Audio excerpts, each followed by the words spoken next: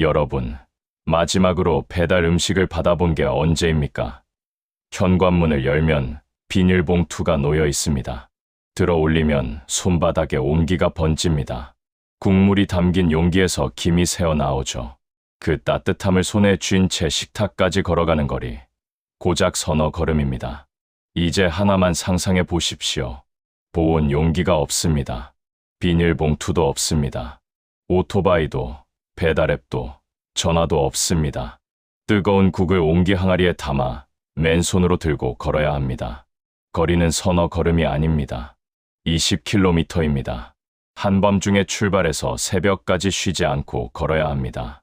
도착했을 때 국이 식어 있으면 그날 품삯은 없습니다.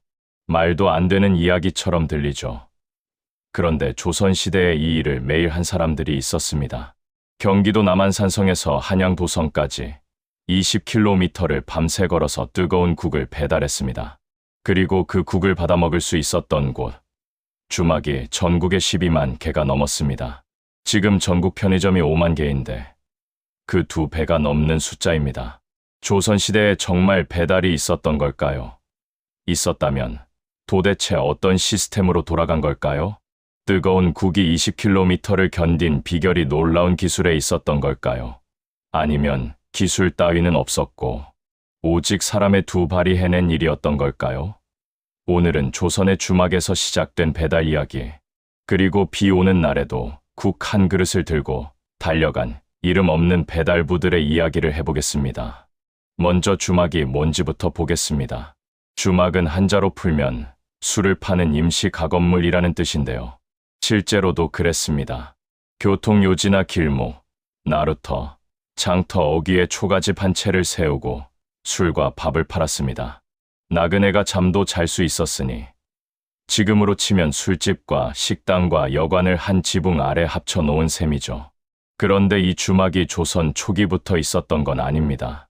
조선왕조실록에 주막이라는 단어가 처음 등장하는 해는 1703년 숙종 때인데요. 그 전에는 왜 없었을까요? 답은 돈에 있습니다. 숙종 4년인 1678년에 상평통보가 발행됩니다. 그 전까지 백성들은 쌀이나 배를 들고 다니며 물건을 바꿔야 했습니다. 무거운 쌀자루를 짊어지고 술 한 잔 사 먹을 수는 없는 노릇이죠. 동전이 돌기 시작하자 비로소 장사가 가능해졌습니다. 여행객에게 술 한 잔 팔고 동전을 받는 구조가 성립한 겁니다. 18세기가 되자 주막은 전국 곳곳에 퍼졌습니다. 주막은 어떻게 생겼을까요? 대부분은 초가집이었습니다.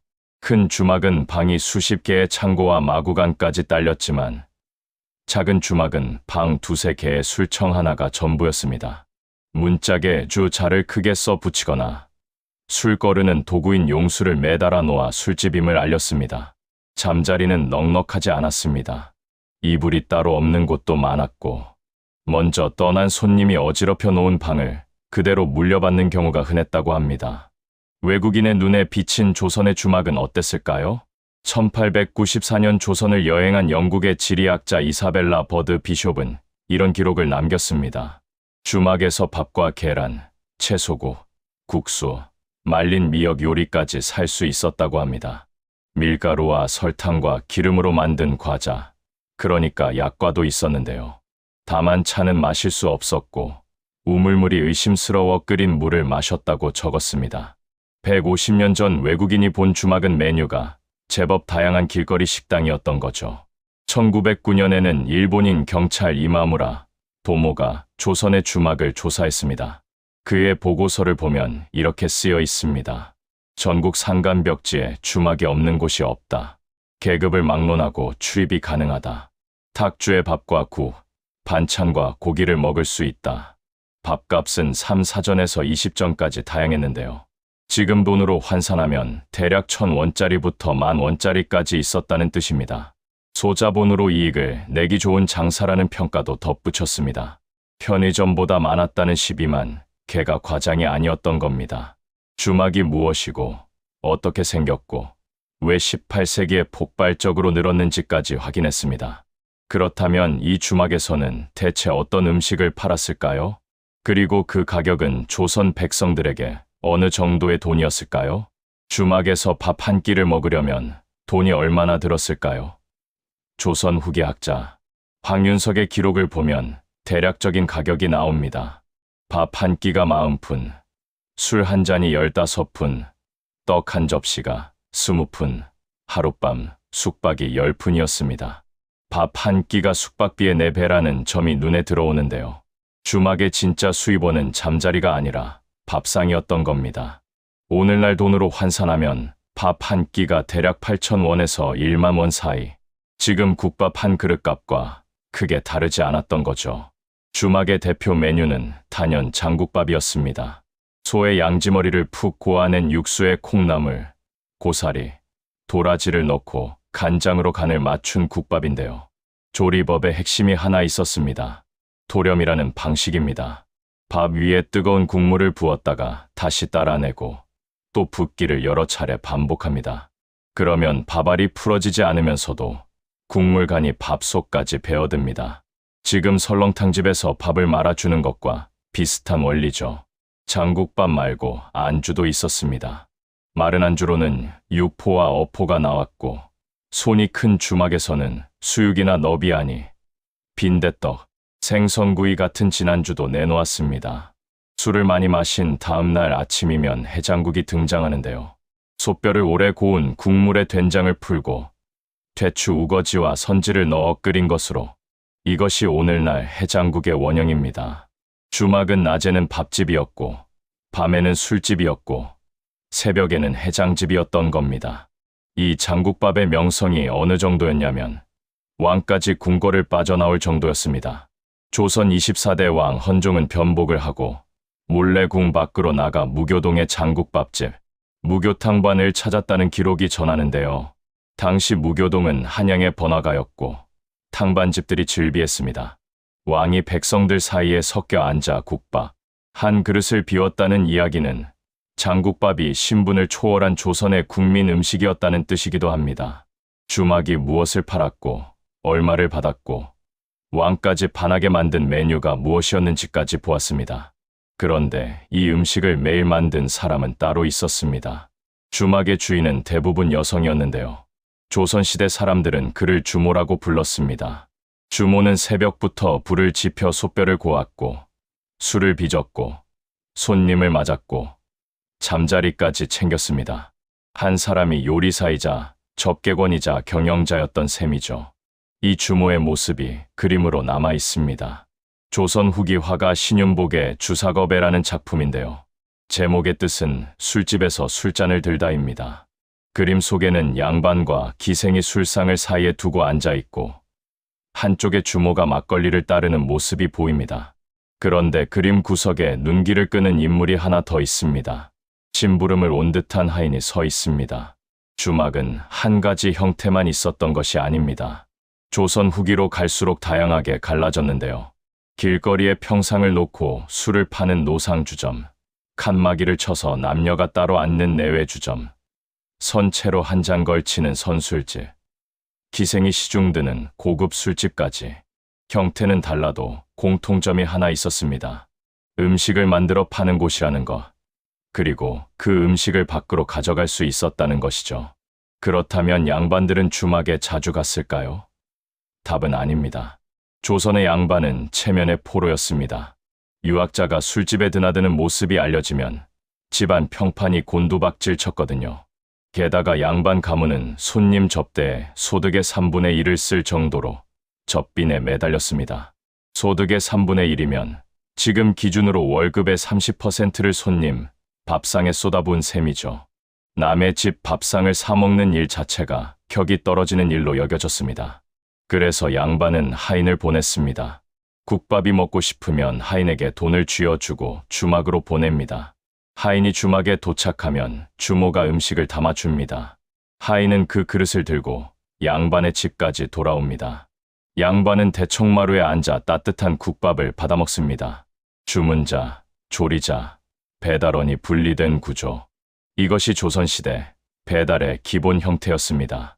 주막에서 음식이 만들어지고 하인이 그것을 날라 양반의 식탁에 올리는 구조까지 왔습니다. 비가 오면 이 구조는 더 바빠졌는데요.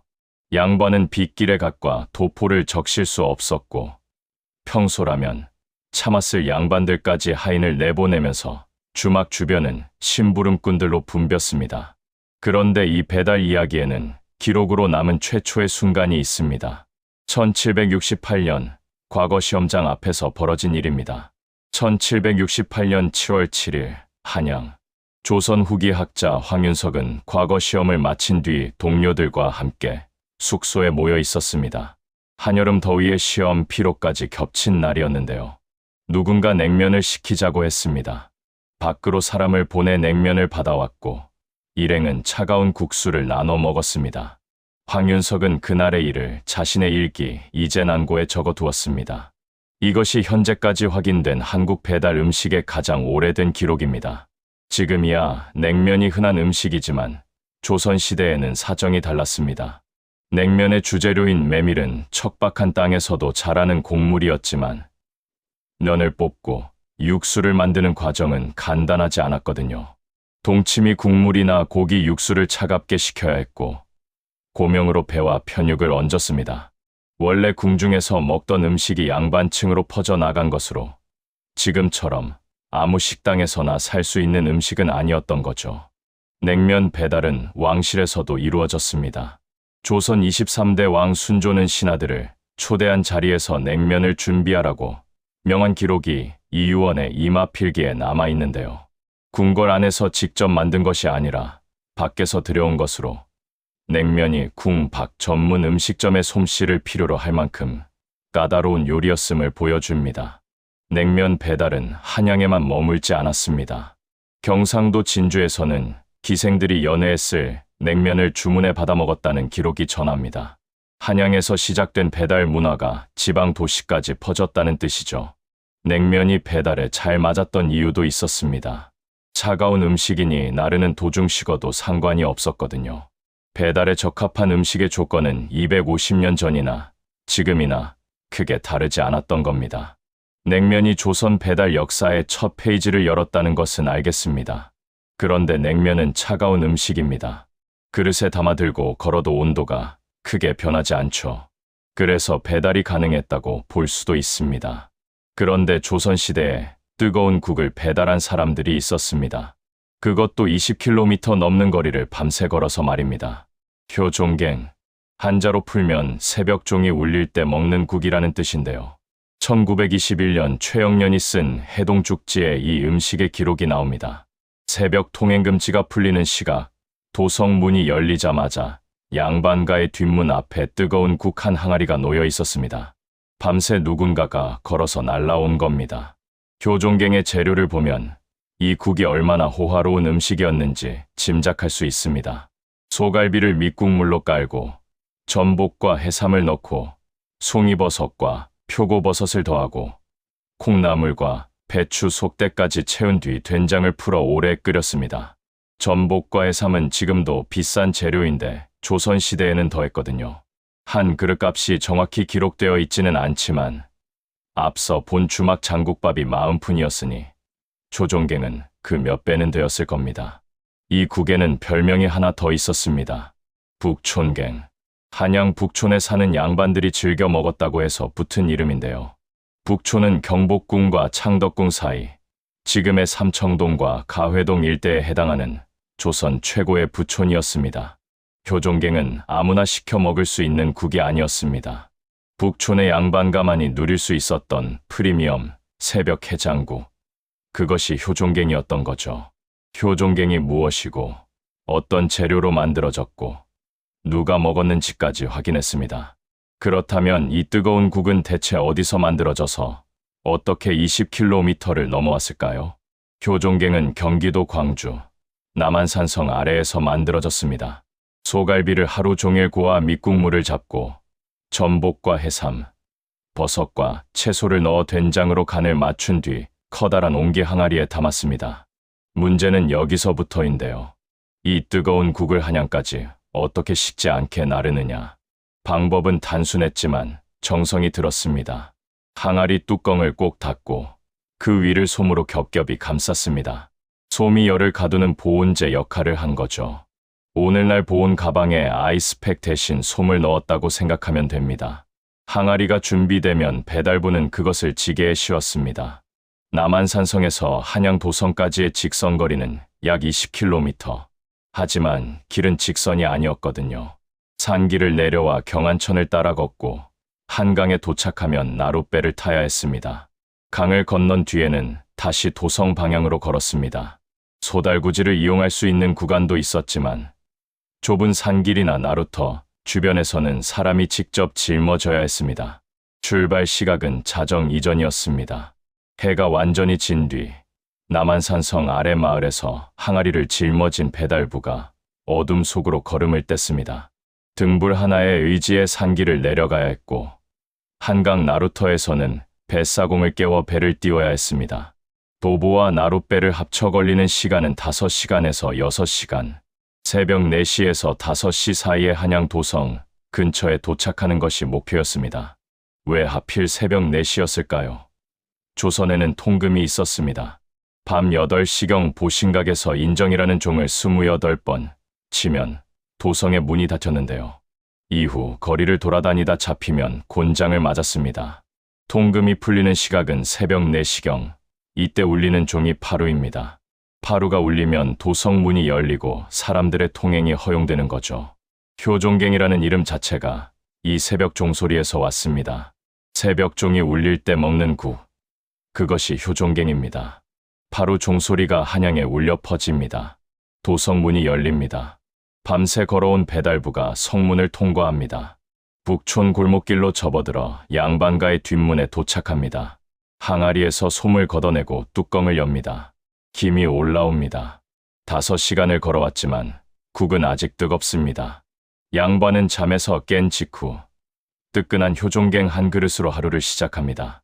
20km를 밤새 걸어온 배달부의 여정은 그 한 그릇으로 끝이 났습니다.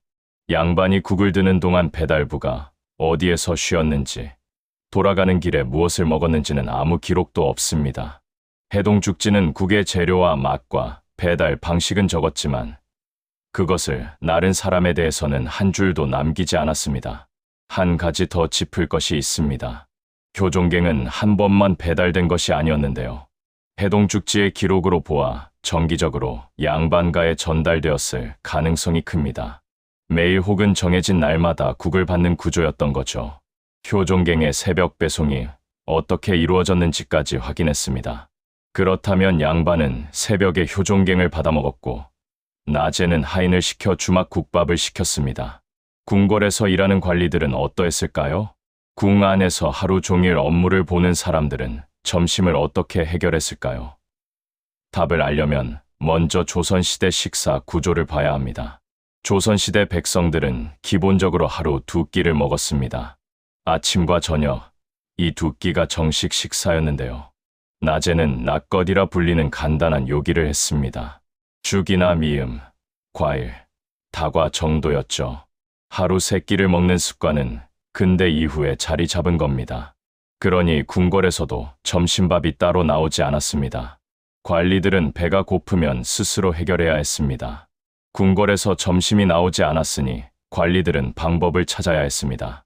그래서 생긴 것이 전식이라는 제도인데요. 전식은 말 그대로 밥을 전해준다는 뜻입니다. 관리의 집에서 여종이나 하인이 도시락을 싸들고 궁궐까지 걸어와 전달하는 방식이었습니다. 왕이 특별히 음식을 하사하는 날도 있었지만 그것은 드문 경우였고 평소에는 각자 알아서 집밥을 배달받아 먹어야 했던 거죠. 그런데 이 전식 제도에는 문제가 있었습니다.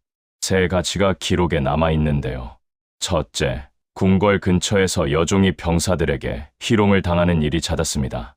둘째, 밥을 나르는 하인이 궁 안의 소식을 밖으로 흘리는 기밀 유출 사고가 벌어졌습니다. 셋째, 배달원을 사칭해 궁궐에 침입하려는 자가 적발되기도 했습니다. 도시락 하나 전하는 단순한 일이 보안 문제로 번진 겁니다. 주막 배달부터 효종갱 새벽 배송, 궁궐 전시까지 지금까지 본 배달은 대부분 양반이나 관리의 이야기였습니다. 그렇다면 일반 백성은 어땠을까요? 서민에게도 배달 비슷한 문화가 있었을까요? 서민에게 배달은 사치였습니다. 대신 직접 찾아가는 것이 있었죠. 장터나 거리에서 장국밥을 사 먹는 것이 서민의 외식이었습니다. 술을 많이 마신 다음 날 아침이면 시장통에서 해장국 한 그릇을 비우는 것이 조선 서민의 일상이었는데요. 조선의학서 동의보감에는 숙취해소법이 따로 기록되어 있습니다. 모주라는 탁주 찌꺼기에 갈근과 칡을 넣고 끓인 음료가 해장에 좋다고 적혀 있거든요. 양반이 효종갱으로 해장했다면 서민은 시장 국밥 한 그릇과 모주 한 사발로 속을 달랬습니다. 서민은 아니지만 양반도 아닌 사람들이 있었습니다. 성균관의 유생들인데요. 성균관은 조선의 최고 교육기관으로 유생들에게 하루 2끼의 급식을 제공했습니다. 양연고라는 기관이 식재료를 담당했고 메뉴는 밥과 국, 장류, 김치, 나물, 젓갈, 좌반, 생채까지 8가지 반찬이 기본이었습니다. 8가지면 지금 한정식 뺨치는 구성이죠. 그런데 이 급식에도 문제가 생길 때가 있었습니다. 1519년 중종 때와 1719년 숙종 때 유생들은 곡식과 반찬이 부족하다며 집단으로 항의했습니다. 급식의 질이 떨어지면 들고 일어난 겁니다. 성균관보다 낮은 단계의 교육기관인 서당에서는 급식이 없었습니다. 대신 독특한 음식 문화가 있었는데요. 책거리라는 것입니다. 학생이 책 한 권을 다 읽으면 그 학생의 부모가 국수와 떡, 경단 같은 음식을 준비해 서당에 보냈습니다. 선생과 학생들이 함께 나눠 먹는 잔치였죠. 공부를 마친 것을 축하하는 자리이자 부모가 서당에 감사를 표하는 방식이기도 했습니다. 이것 역시 집에서 만든 음식을 학교로 보내는 일종의 배달이었습니다. 양반의 효종갱부터 궁궐의 전식, 서민의 시장 국밥, 유생의 급식, 서당의 책거리까지 조선의 먹거리가 어떻게 이동했는지의 전체 그림이 여기에 있었습니다. 그런데 이 모든 배달을 실제로 나른 사람들은 누구였을까요? 효종갱 배달부의 이름은 기록에 남아있지 않습니다.